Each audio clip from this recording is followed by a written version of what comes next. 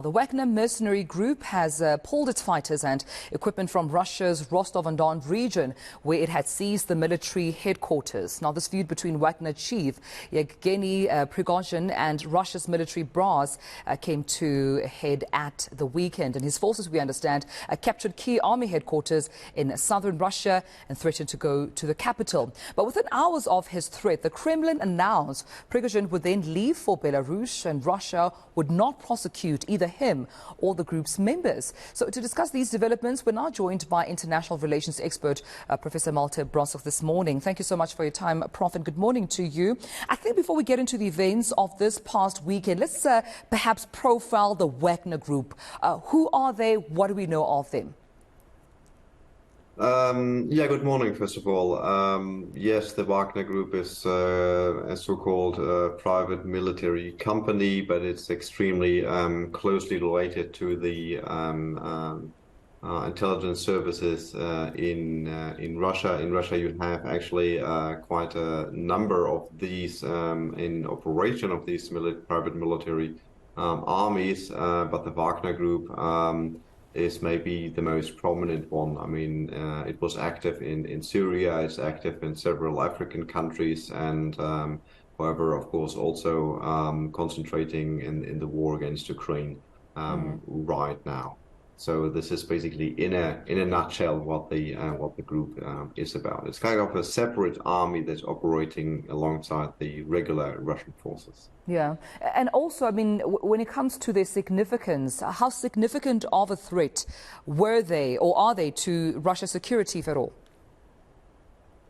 On the one hand, I think they are quite significant. What is interesting to see over the weekend is also that there seems to be quite some significant sympathy with Prigozhin outside of his own group. So it looks like that parts of the army were at least somehow, and the security forces are somehow complicit and enabled Prigozhin actually to pressure Putin and march on to Moscow, even if that was only for a few hours. So that's at least an interesting observation we can make. And of course, if you have a mutiny at home, that considerably weakens your own position, of course.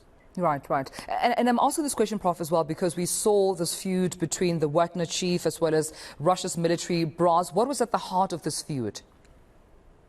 Yeah, I mean, the last month we have seen Prigozhin, really attacking the military leadership again and again, speaking about incompetence, speaking about corruption, missing ammunition, and so on and so forth. So there was a full-blown attack against the military leadership, first of all, and later even Putin. So the response from the Russian state side was then very recently, a couple of weeks ago, that all private military corporations had to kind of register and get controlled by the Ministry of Defense, and Prigozhin rejected that effort actually. And what we've seen over the weekend is that this conflict seriously escalated here.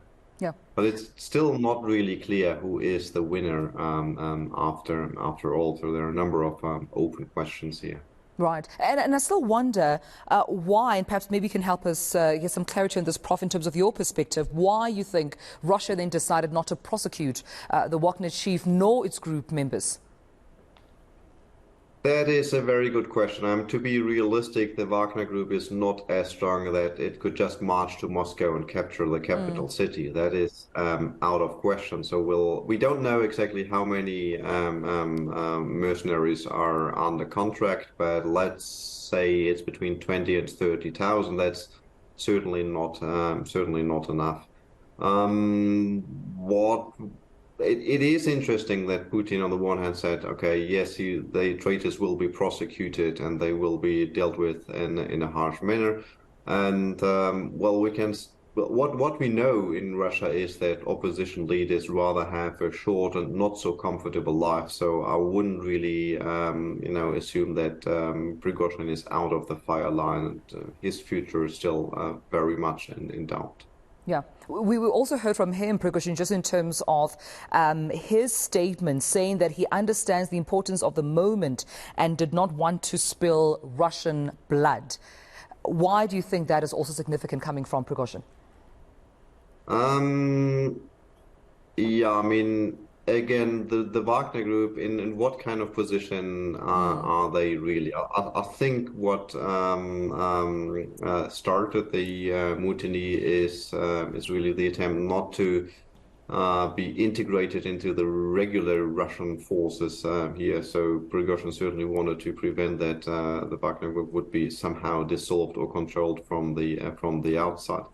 There is a difference between, let's say, a mutiny and a coup. So a coup, coups are not very often successful here, but with a mutiny, and this is what we have seen, he could pressure for something here, and it looks like that he might go to Belarus and won't be prosecuted. If that was his goal, then he achieved something. But it's still the question is, would Prigozhin really go to Belarus and leave his armed forces, for example?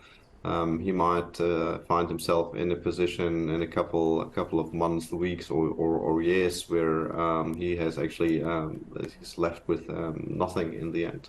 Yeah.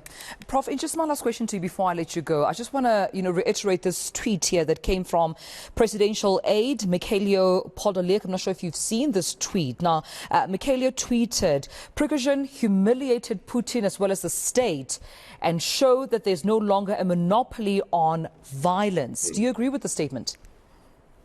That is somehow true. I mean, the Russian state is very proud about its own army, right? And there's enough opportunity to show force and strength and so on. And what we've seen here is a disintegration that comes from the inside of the state apparatus.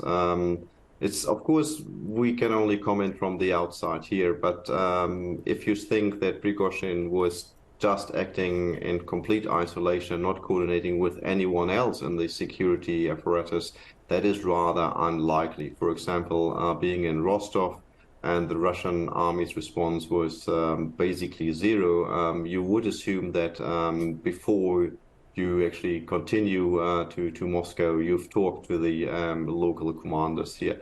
And then, of course, we can also raise question about the FSB. So what did they know and why was it actually not prevented in the end? So it really shows that there are significant cracks in the internal security apparatus, and that Putin himself basically miscalculated the game of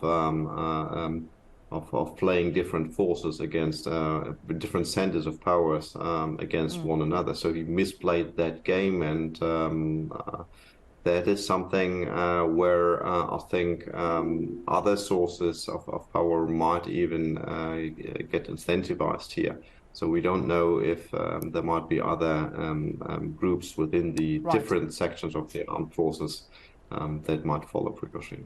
Well, Prof, thank you so much for sharing your views with us and speaking to me this morning. Professor Malte Brosig, international relations expert from Wits University. Thank you so much for your time.